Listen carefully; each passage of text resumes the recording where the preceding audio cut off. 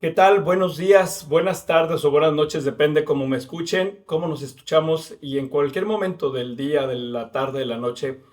Este es un episodio más de Teología para la Vida Cotidiana. Hoy quiero continuar con la experiencia platicando un poco de la experiencia del retiro que tuvimos con los carmelitas descalzos. Y, y un concepto, el retiro se trató básicamente de analizar o de vivir la experiencia de la noche oscura del alma que mencionaba Juan de la Cruz, San Juan de la Cruz. Ustedes saben que San Juan de la Cruz es un doctor de la iglesia que se caracterizaba por buscar a Dios de una manera en que sufría algún tipo de depresión o tristeza y ahí mismo encontró a Dios.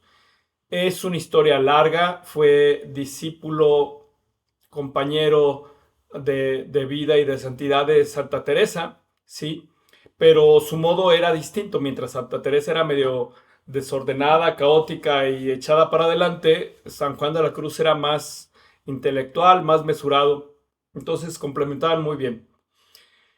Pero hay una idea fundamental que a veces se escucha hablar mucho por todos lados, ¿no? La noche oscura del alma, que fue, digámoslo así, la obra principal de San Juan de la Cruz. Todo mundo, yo, tú, tenemos crisis en la vida, ¿sí? Hay crisis que son una especie de noches terribles, haciendo la analogía con la noche, haciendo la idea de que esos momentos complicados en la vida, esas tristezas, esas pérdidas, esos arrebatos, esas caídas, esas decepciones, circunstancias que nos hacen que la vida luego se ponga patas para arriba, ¿sí? Se transforme, podemos interpretarla como una noche. Sin embargo, la noche oscura del alma va más allá de eso, es decir, no todas las noches, no todas las crisis de la vida fuerte son noches oscuras del alma.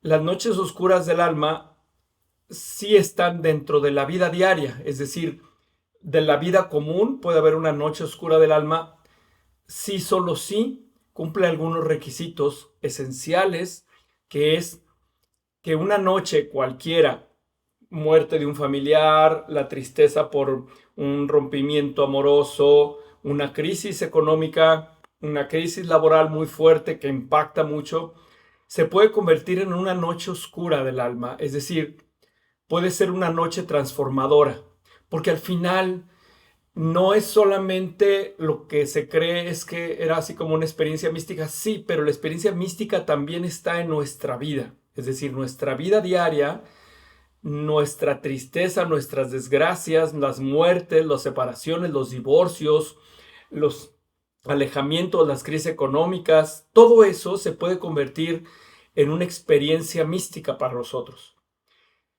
Y es esencial tomarlo así y tiene que tener cierto conjunto de cosas para que esa experiencia que no las manda Dios, o sea, que es parte de la vida, se convierta en una experiencia transformadora. A eso se le llama la noche oscura del alma. Y es que lo más interesante de la noche oscura del alma, cuando una desgracia en tu vida se transforma, te permite ser transformado, es cuando nos permitimos recibir. Pero no se trata de hacer algo para poder recibir, ¿sí?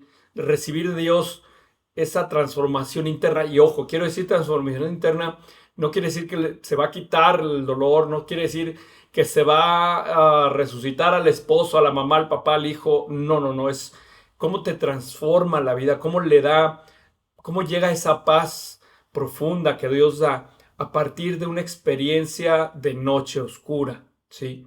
Entonces, el primer gran elemento que hay en la noche oscura es que nos debemos permitir recibir. Y el permitir recibir no se trata de hacer algo, se trata de ser de la intención que yo tenga, eh, de las maneras en que yo puedo abrirme al espacio de Dios. Y dejen entiendo un poco esta idea.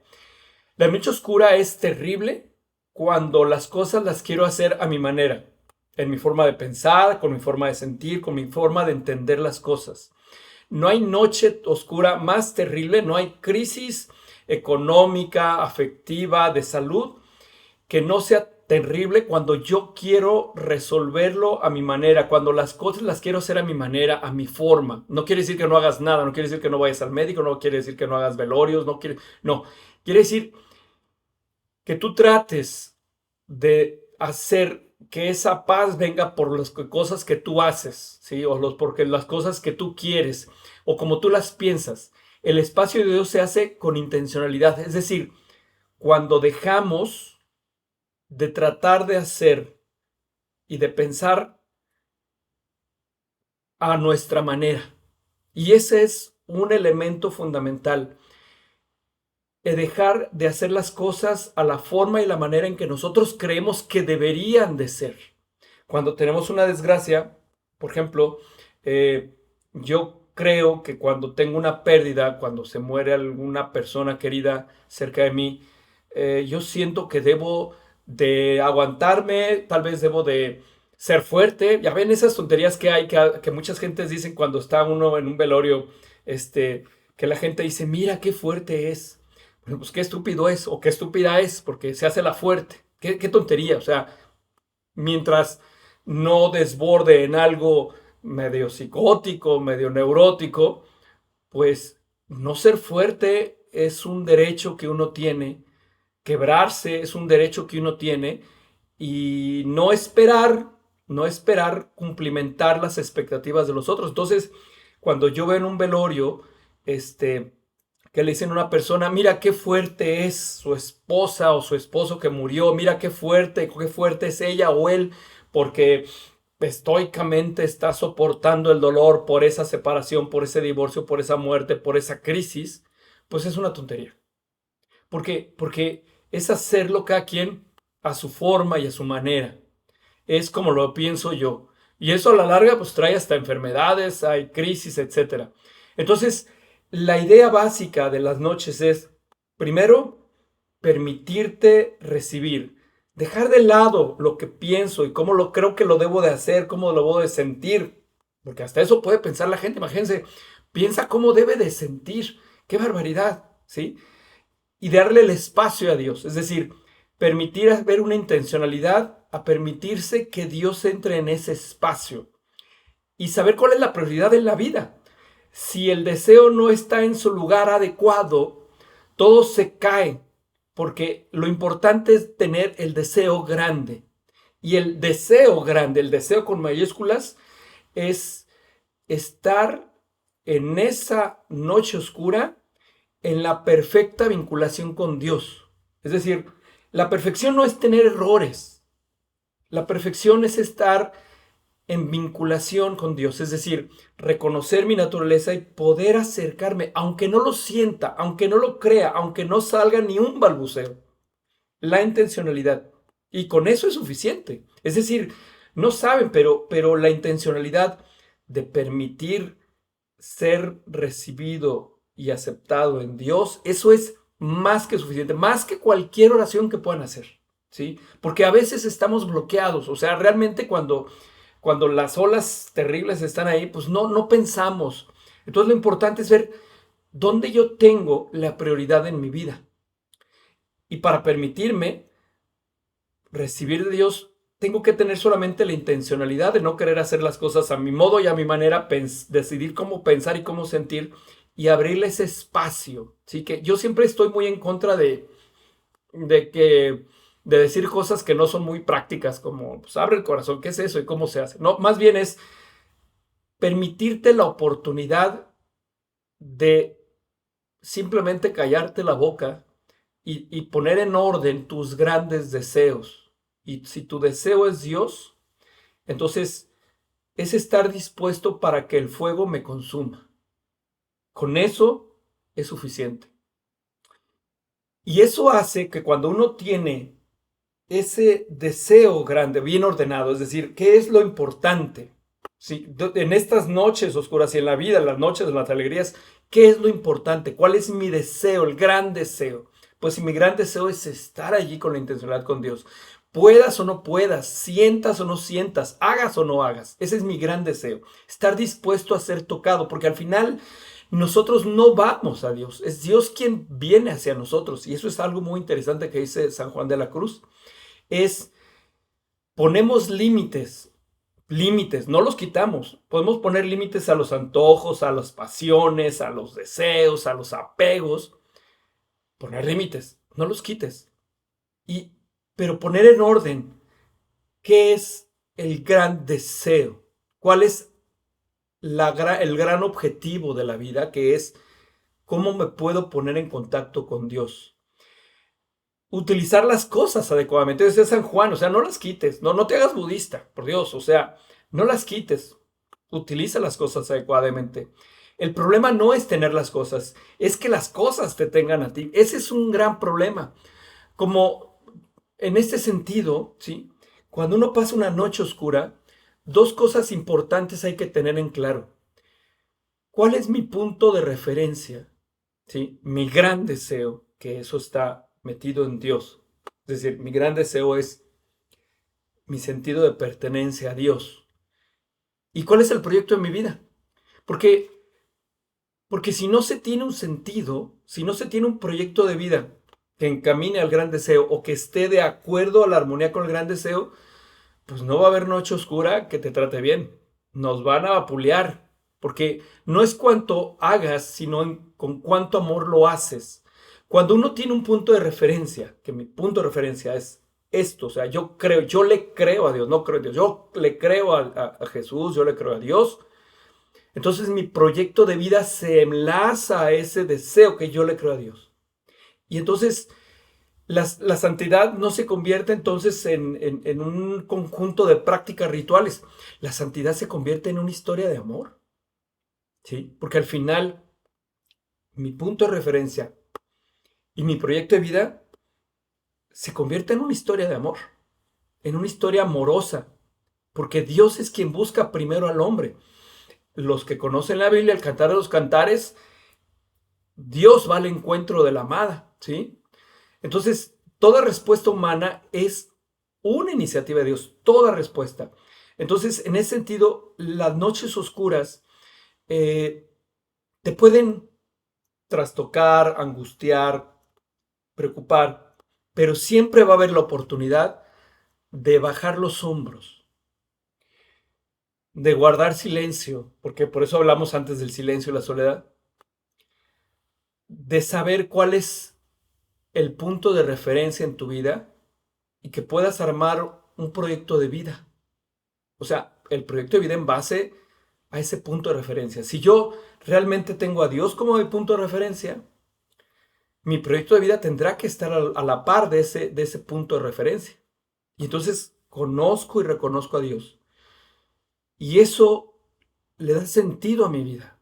Y se convierte en una historia de amor profunda, en una historia de amor maravillosa, en una historia de amor donde a pesar de la crisis, a pesar de todo eso, no le pierdes la mirada a tu punto de referencia. En el Evangelio, cuando habla sobre cuando Pedro bajó de la barca y empezó a caminar sobre las aguas,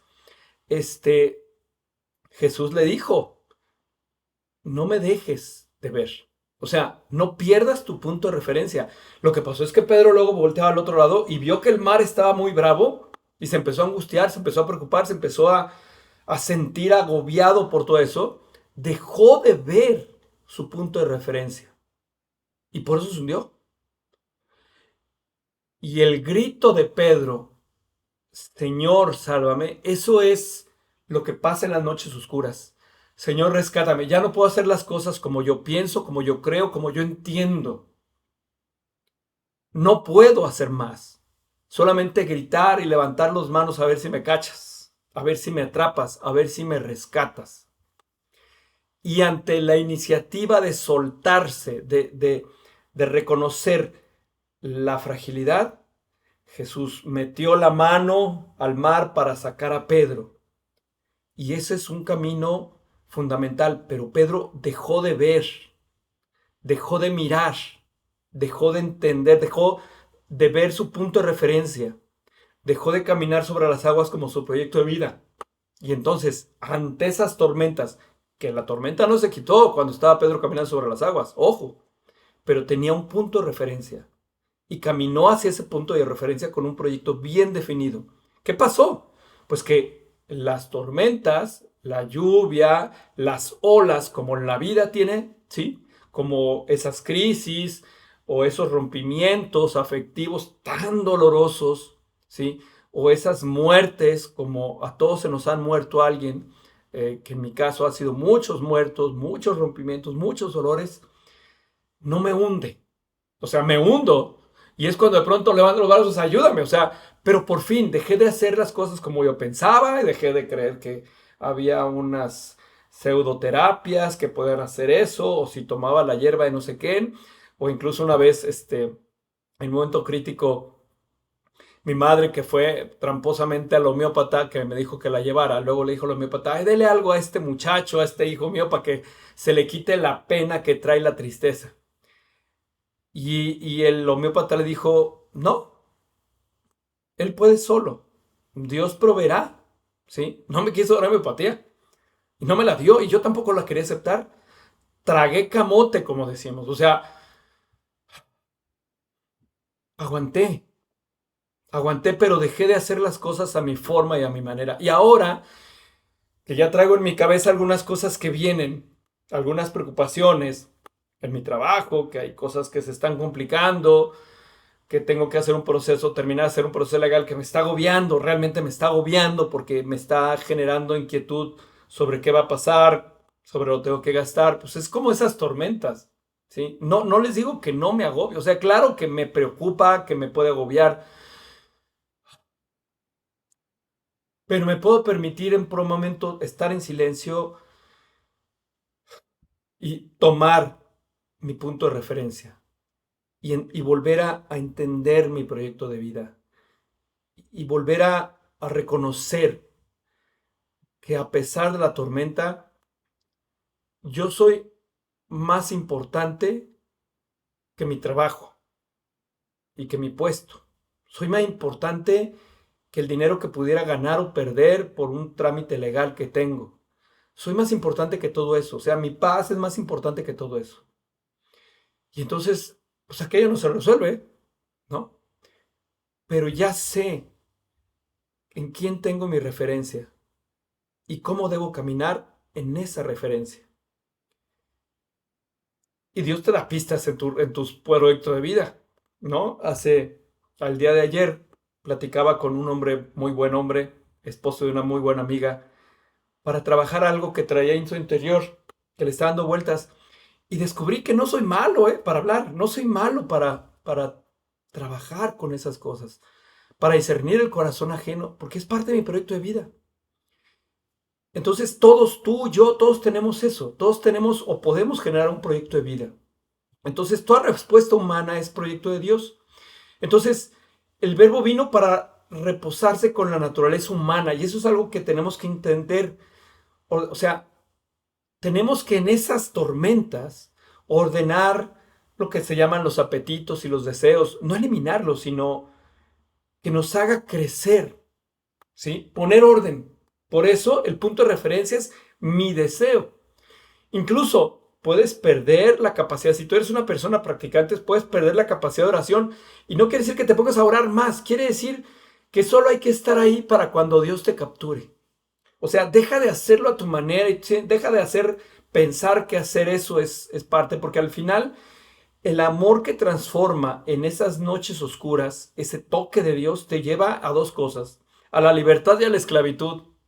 Curiosamente, la libertad de que dejas de andar cargando mierda ajena y la tuya propia, y la esclavitud de saber que tienes una hermosa referencia que te lleva por un camino, ¿sí? Porque ese encuentro, o sea, ese encuentro que se tiene con tu punto de referencia, con Dios, y que se enarbola en tu proyecto de vida, exige una purificación.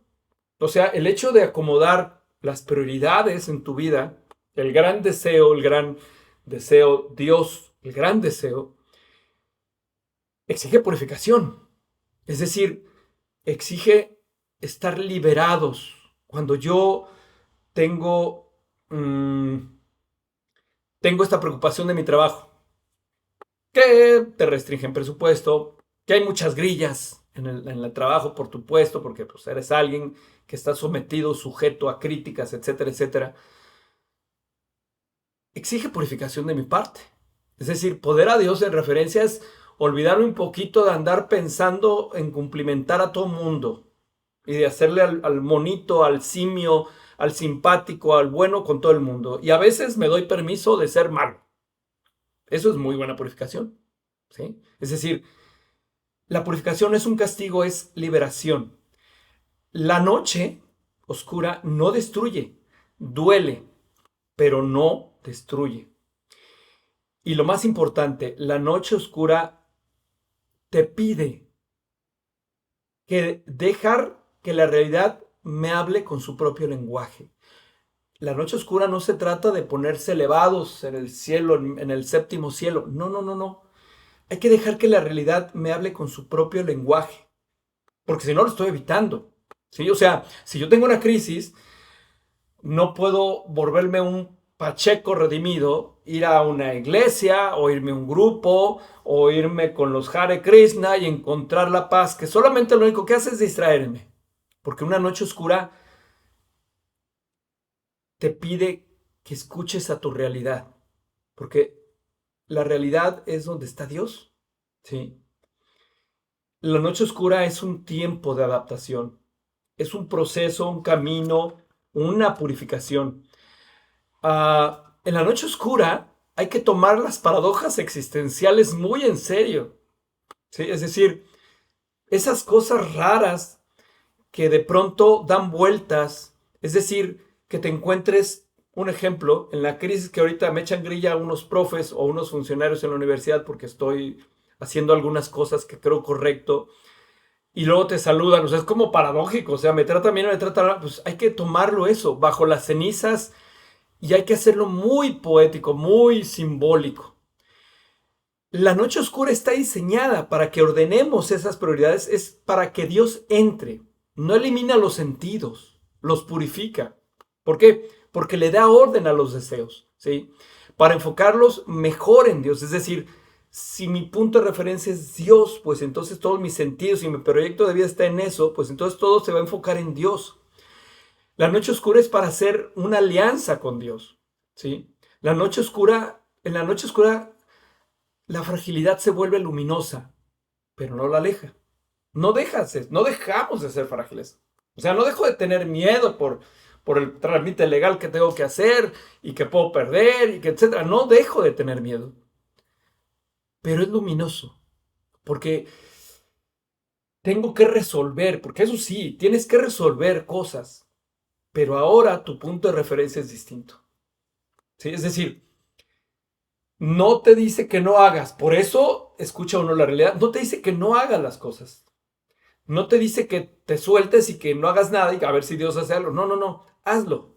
Lo que cambia es que tu punto de referencia, o sea, tú manejas, o sea, tú caminas sobre las aguas con esas olas y no se han quitado las olas. Vas a caminar, pero tu punto de referencia, tu mirada, eh, es lo que te guía en ese caminar. Es lo que hace que en lugar de hundirte, camines feliz y ligero en la vida. ¿Sí? En la noche oscura el alma no se agrede, no se violenta. En la noche oscura nace el verdadero guerrero de Dios. Lo quieren ver así. Porque al final la noche oscura no es un acontecimiento. Perdón, la noche oscura es un acontecimiento en la vida, no una etapa que va y que viene. En otras palabras, la diferencia de la noche oscura cuando el alma se puede purificar es que dejamos que Dios sea Dios. ¿Sí? Dios se convierte en Dios para nosotros. Las negatividades de la vida necesitan ser encaradas, sí, indudablemente. Por eso, en la noche oscura respetamos nuestros límites, ¿sí? A nosotros y a los otros, ¿sí? Estamos disponibles a la realidad, ojo, o sea, respetamos nuestros límites. No permitimos que nadie más nos eche mierda y no quiere decir que te van a ofender, quiere decir que te pueden decir cosas como, no llores, sé fuerte, Respeta tus límites. Discúlpame, maestro. O sea, discúlpame, amigo, amiga, hermano, mamá, papá, hijo, amante, esposa, esposo. Yo quiero llorar. Respeta mis límites. Respeta mi naturaleza. Trata de estar disponible a la realidad. No te evadas. No vayas a buscar cosas excéntricas ahí. Porque la vida no se puede programar. La noche oscura no es para que nosotros encontremos a Dios, sino que Dios nos encuentre, ¿sí? Porque es necesario que Dios nos encuentre. Al final, toda intencionalidad del ser humano es de Dios, ¿sí? ¿Cómo no morirse en la cárcel de la noche oscura? Pues apaga tu luz exterior y enciende la luz interior e identifícate. No te estoy viendo que hagas algo maravilloso. Hace rato yo estaba pensando hacer este episodio y dije, o sea, y traigo en la cabeza este pleito, conflicto legal que tengo que resolver. Y lo tengo que resolver. Y si sale mal, ya me jodí. Ya me quedé, me perdí, lo que sea. Pero eso no tiene que quitar mi tranquilidad, mi sosiego, mi punto de referencia. De eso se trata la noche oscura. De eso se trata purificar los sentidos. No dejo llevarme por el miedo, por el agobio, por eso, pero no es que yo lo haga, sino que permito que mi referencia y mi proyecto de vida que puedo sembrar en esa referencia, es decir, todo se depende de la intencionalidad que ya tenga. ¿Cuál es mi intención? ¿Cuál es mi punto de referencia? Si lo tengo allí, entonces toda noche oscura se convierte, como dice San Juan de la Cruz, en una experiencia maravillosa, dulce y luminosa. Porque cada vez más importa lo que es importante y cada vez más importa menos las demás cosas, sin dejar de estar en la realidad. Entonces, pasar de la superficialidad a la intimidad. Sin otra luz seguía, sino la que el corazón ardía, decía San Juan de la Cruz. Sin otra luz seguía, sino la que el corazón ardía. Maravilloso, ¿sí? Es enamorarse de Dios. La noche oscura del alma es noche oscura del alma cuando tenemos nuestro punto de referencia, de permitimos escuchar la realidad, insertarme en la realidad, tengo un proyecto y tengo la intención, la sana y honesta intención de que Dios sea Dios en mi vida. Y así, por la tormenta más grande que haya, por las crisis más fuertes que existan, no me voy a hundir.